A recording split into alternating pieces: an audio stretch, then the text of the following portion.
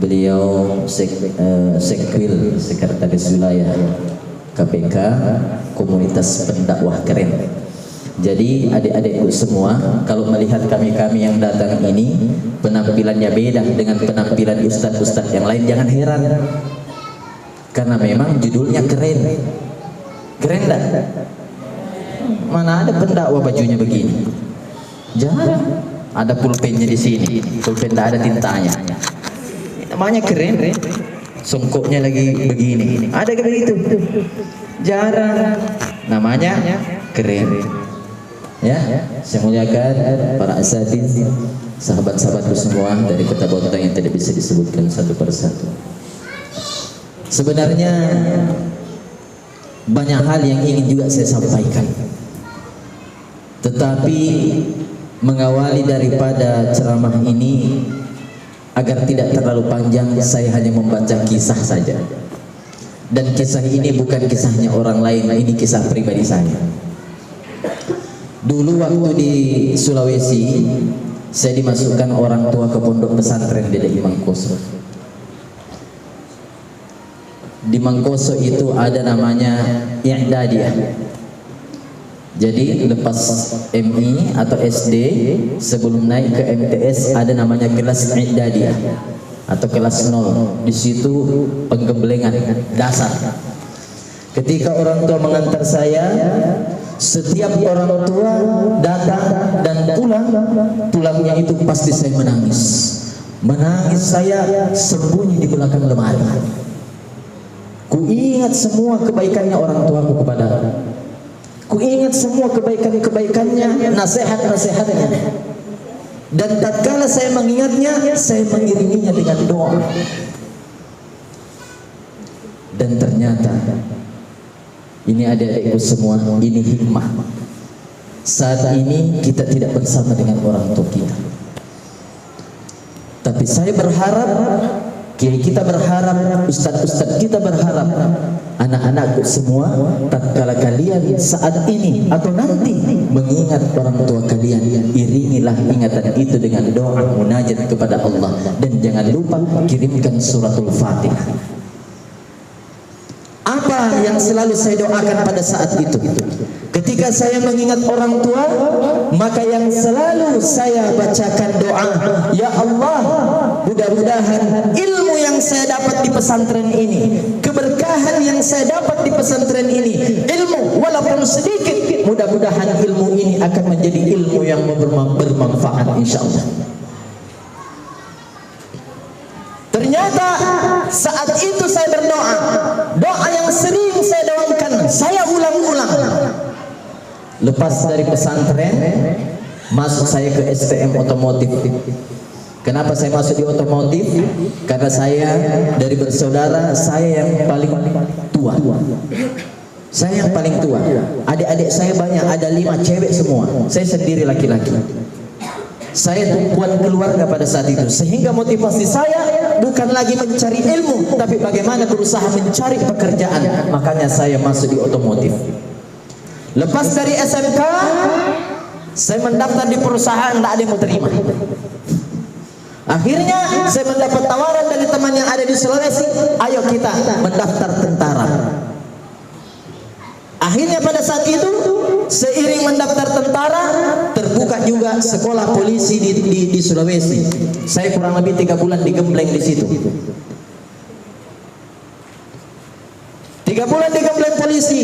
Setelah itu mendaftar tentara. Pak Ustadz, kenapa digembleng polisi kok daftarnya tentara? Karena pada saat itu tidak ada pendaftaran polisi terbuka, yang ada tentara secaba bintara. Saya masuk. Kurang apa lagi tes-tes yang saya alami di kepolisian itu, semuanya sudah saya lalui. Badan saya dulu, Pak Kiai, di sini kayak roti maros, berlipat-lipat. Sekarang kayak roti gembong.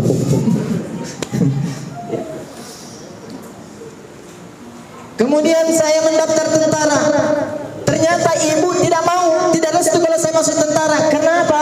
Karena di doktrin orang tua, tentara itu latihannya sangat susah. Pergi perang, nanti ditembak mati. Akhirnya saya tidak lulus. Ternyata doa tadi saya yang di pesantren diijabah oleh Allah Subhanahu wa taala. Saya mau masuk polisi, tidak bisa. Masuk tentara, tidak diterima. Akhirnya jadi ustaz. Apakah saya kecewa? Tidak, malah saya bersyukur. Kenapa? Akibat saya jadi ustaz, saya bisa masuk ke masjidnya tentara. Akibat saya jadi ustaz, saya bisa menceramahi polisi, bahkan Kapolres. Coba. Begitu Allah memuliakan doa-doa anak-anak yang dititipkan di pesantren. Makanya anak-anak semua rajin doakan orang tua. Maka ada yang Allah istimewakan. Ada 3 orang yang Allah istimewakan ketika ada orang yang menuntut ilmu. Yang pertama yang Allah istimewakan adalah orang tua daripada anak tersebut. Kemudian yang kedua yang Allah istimewakan adalah guru yang mendidik anak tersebut. Dan yang ketiga yang Allah istimewakan adalah anak yang menuntut tersebut. Tapi ada yang jauh lebih istimewa. Siapa? Yang memfasilitasi. Yang memfasilitasi bagaimana Ustaz? Ini termasuk pengalaman saya. Saya di Bontang di 2015 membuka. Tidak apa-apa Ustaz, tambah-tambah ceritanya nih. Kalau lapar ambil batu. Ya.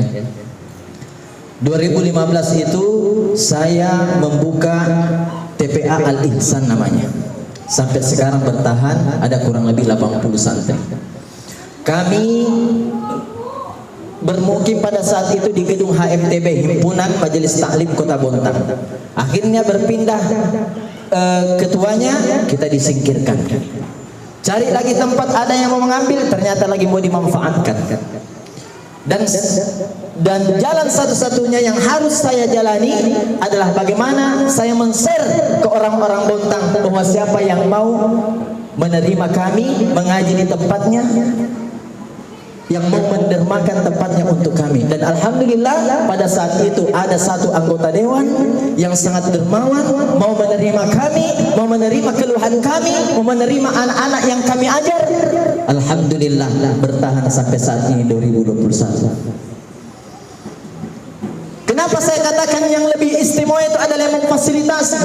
Andai kata tidak ada dia, tidak ada anggota dewan pada saat ini memfasilitasi kita, kita mau bagaimana mau mengaji?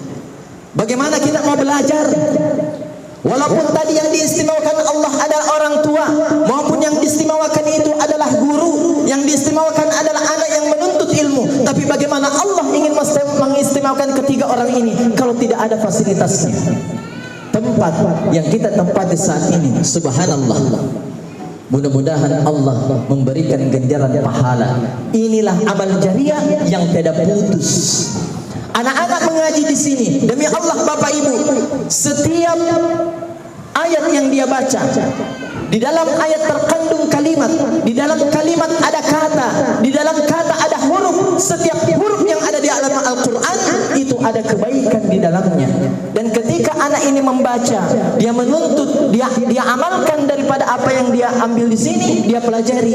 Begitu pula pahala yang didapatkan. Mohon maaf yang mendermakan tempat ini. Insya Allah gurunya ambil pahala, yang mewakafkan tempatnya juga mendapat pahala. Ya, orang tua daripada anak tersebut juga mendapat pahala. Subhanallah, anak itu pun yang mengaji pun juga dapat pahala. Begitu mulianya kita belajar Al-Quran. Makanya kata hadis yang dikutip oleh Syekh An-Nawawi Al-Bantani dalam kitab An-Nasaihul Ibad, kata beliau, jalisul kubara, duduklah engkau bersama dengan orang-orang yang besar. Menurut syarahnya orang-orang besar itu adalah para wali. Saat ini kita sudah tidak mengenal para wali, maka kubara itu bisa kita artikan daripada pemimpin-pemimpin kita. Kita duduk, kemudian wasailul ulama, dan selalu akan bertanya kepada orang yang punya ilmu. Wa khalidul hukama, dan jangan pernah putus silaturahim dengan orang-orang yang tahu dengan hukum Allah, yang tahu dengan ayat Allah, dan yang tahu tentang Rasulullah sallallahu alaihi wasallam. Jamaah, angkat tangan di sini yang suka main Free Fire. Kalau pulang ke rumahnya. Kalau tadi Ustadz Ijul menyinggung TikTok, saya singgung Free Fire.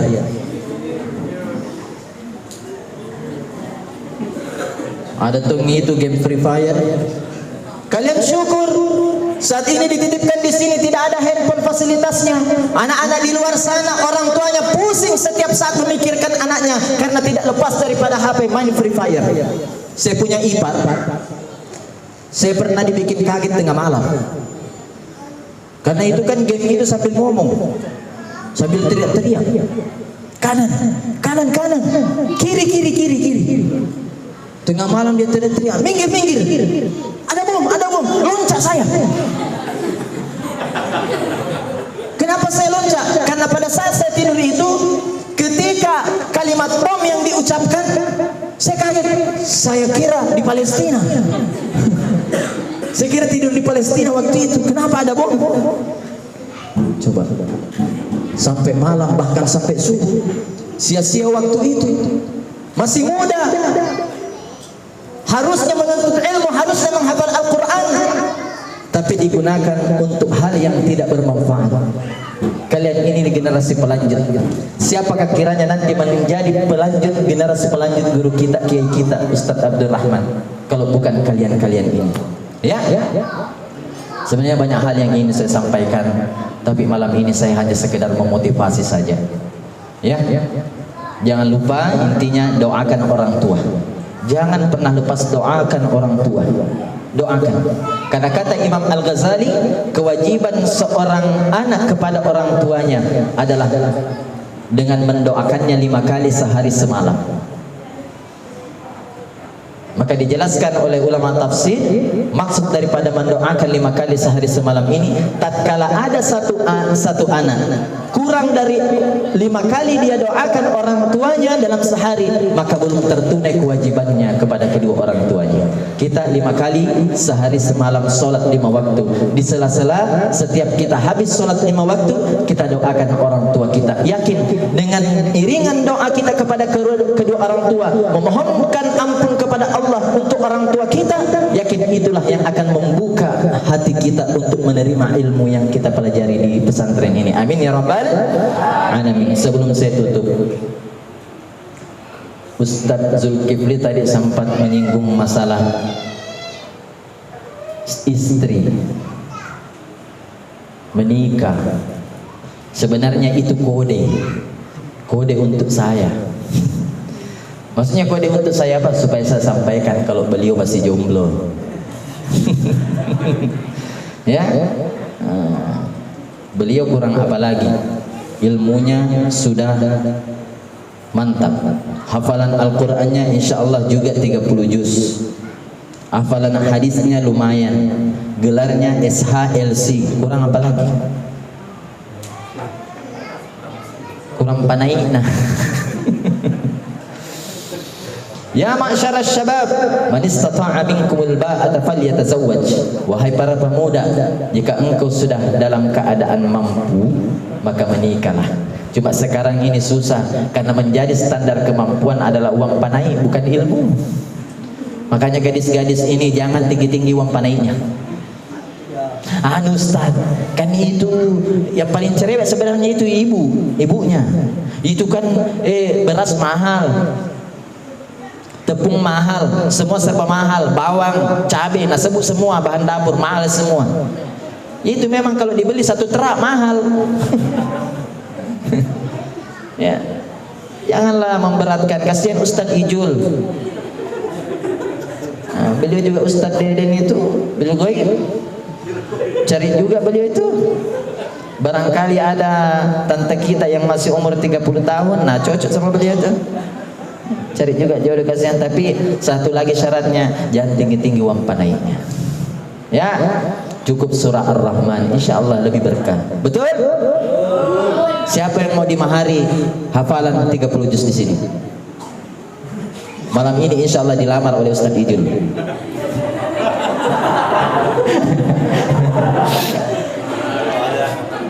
Ayo siapa?